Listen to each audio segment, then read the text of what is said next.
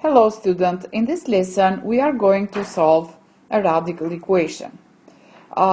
We solved a couple of radical equations during class time, and I am going to show more equations and different strategies to solve radical equation.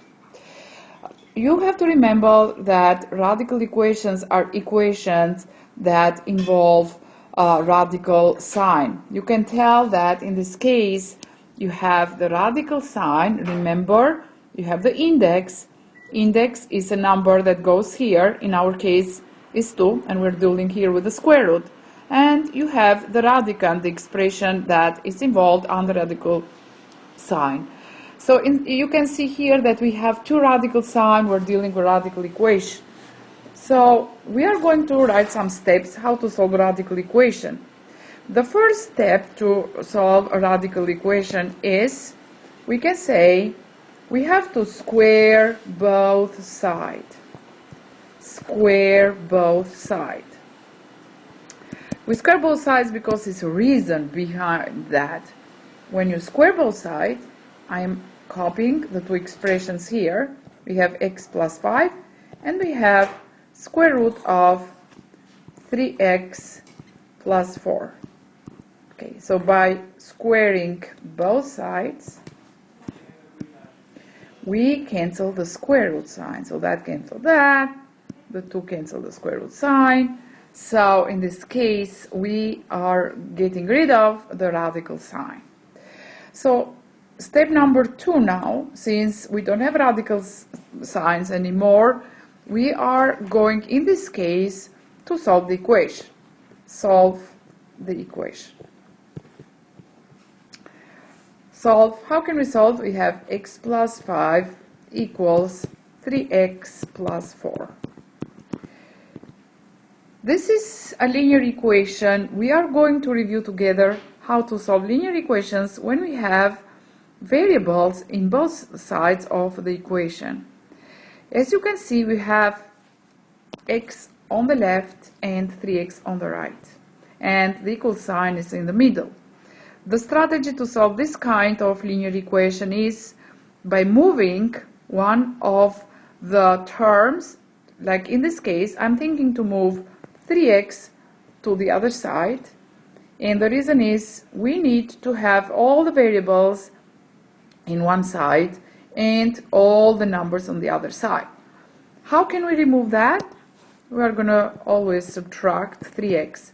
Please don't forget, I see some students subtracting just number 3. No, we have to subtract all the term. This term comes as a piece together, so we're subtracting 3x.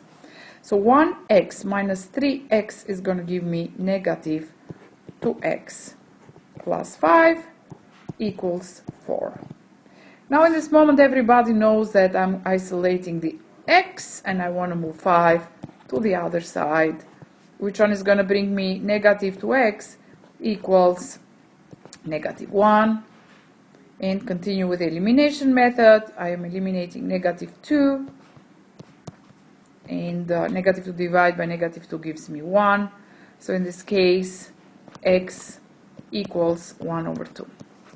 Now, before we make the final decision that this is the solution of the equation, we have always to check the solution. By checking, we take the value of x equal 1 over 2 and we substitute that in the main equation. So let's start check. And we have substitute here. So instead of x, we are going to substitute 1 over 2. So we have square root of 1 over 2 plus 5 equals square root of 3 times 1 over 2 plus 4.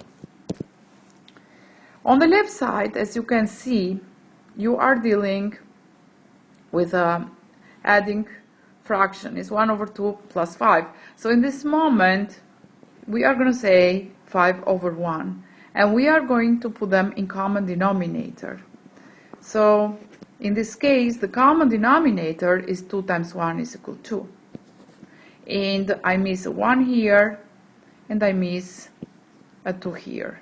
So 1 times 1 gives me 1 plus 5 times 2 gives me 10. On the right side, we have to multiply 3 by 1 over 2. Remember, multiplying fractions, you do not need to put them under common denominator, but you simply multiply numerator by numerator, divide by the denominator. 3 times 1, 3, and we have 3 over 2 plus 4. Remember, since we are adding fractions, I'm going to put 4 over 1. We continue on the left side, so square root of 1 plus 10 is 11. So we have square root of 11 over 2. And on the right side, always we have to put them in common denominator. The reason that we put these two fractions in common denominator is the sign, plus or minus.